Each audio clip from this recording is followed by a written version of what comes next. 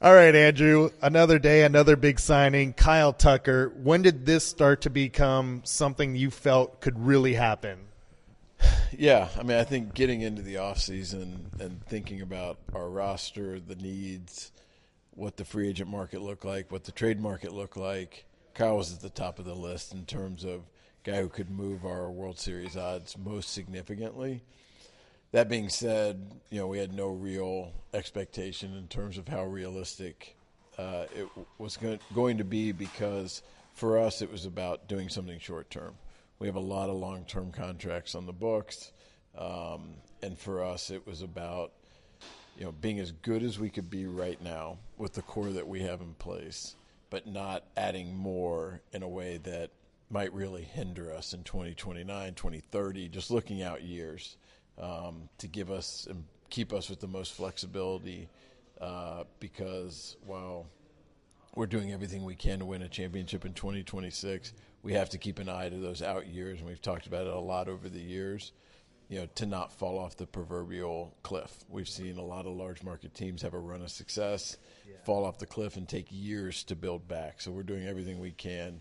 So for us, going into this winter, we were only looking at shorter-term deals and kind of pair as high-end a talent with the group we have right now to do everything we can over the next couple of years to not be flippant about the opportunity we have in front of us with the group that we have in place, but also not do so in an irresponsible way that would come back to really hurt us later. So we didn't really have a great sense for the likelihood of that lining up. And I would say, 5-6 days before the signing is when we felt like, okay, this has some shot. And then Doc Gomer and I got on another Zoom call with Tuck and his wife Sam, and the conversation got into the community and where to live and, our foundation and things we do in the community and things they do in the community. And it got much more detailed and nuanced in a way where I thought we do have a real shot at this. I can't remember a situation where a guy has signed a shorter-term, higher AAV deal when he's also had a long-term, big-money deal on the table. Yeah. Usually it's because that hasn't materialized, and they sign the shorter-term deal and try to reset the market. And so, obviously, it's a very personal decision, but for us it was about putting the organization, the community, the fan base, the group of players we have, and the opportunity in front of us and sell that as much as we possibly could, which gets back to kind of our ultimate goal, which is to create a destination spot where our own players don't want to leave, where players from other organizations want to come. And I think it really played a factor and a real role with us recruiting Tuck here. Yeah, this is not unique. You've offered this type of shorter-term contract with a higher AAV to a couple of other players that opted, like you said, to take a longer-term contract. What does that say about what you've created here where now players will sacrifice that type of long-term security to be a part of this team?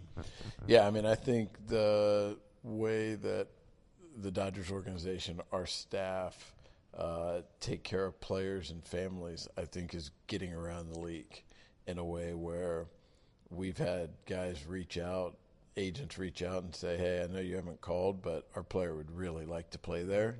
And so we're feeling it way more over the last 3-4 years.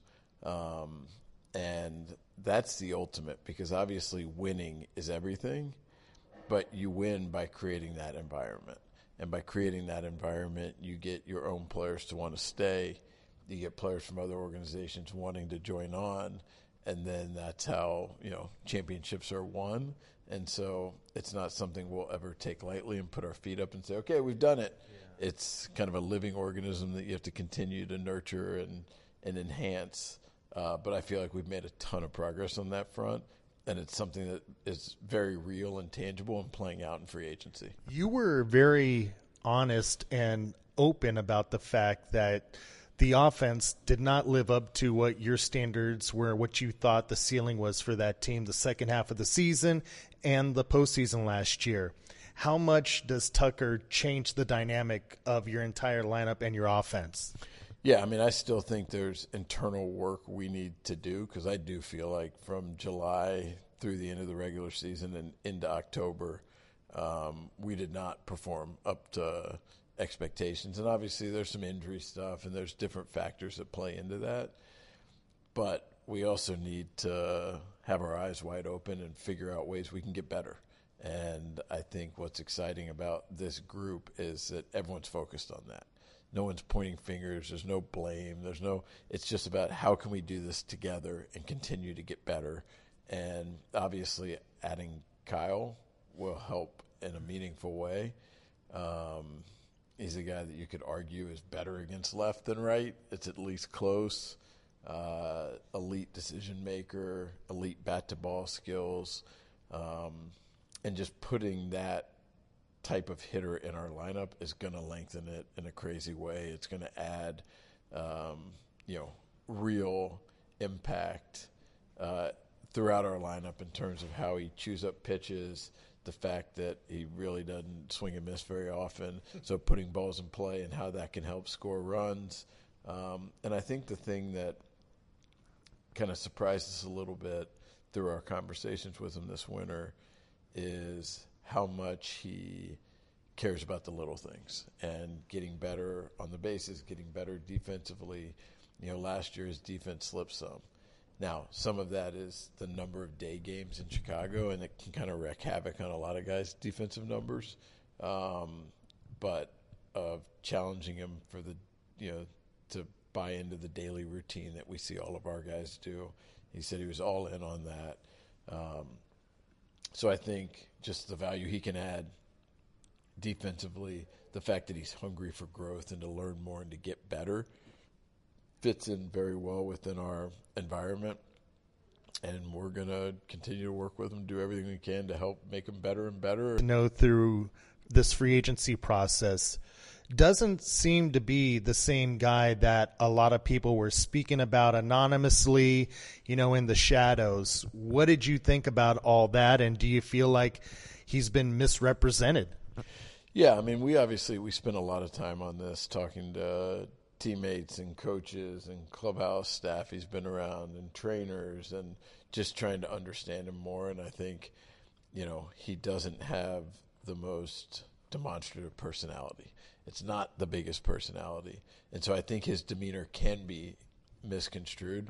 For us, we've got enough personalities. Yeah. For us, it's about how well does he compete in the box? How hard does he work? How much does he care about winning? And for us, we felt like all those questions were really satisfied. His, commitment to, doing that daily defensive routine, which our guys do, we think speaks to that, just that attention to detail and the fact that if you make it that important, that, he's got the physical ability to be good out there. And it's just bringing that to life more. Obviously, what he does in the box, he's got a routine that when we acquired Freddie Freeman, people were like, his pregame routine just isn't very elaborate. That's okay. Guys who are really good at what they do and have a comfort with how they go about it, we're not looking to change them. And so it is a more simple kind of pregame routine in terms of what he needs to get ready. But we don't have a rule of you have to do this. We have some guys who hit, in my opinion, too much before a game. Mm-hmm. And so for me, guys who hit too little before a game, if they're going out and producing at 7 o'clock, that's not too little. And I think it's just about whatever you need to get ready to go out and compete and help us win a baseball game. I was incredibly impressed by it. Setting aside my emotions of how much I disliked it. I can't wait to see him do it every week when he's working with us after he's done playing. Now I don't like it as much. But on a scale of 10, it's got to be a 9, right?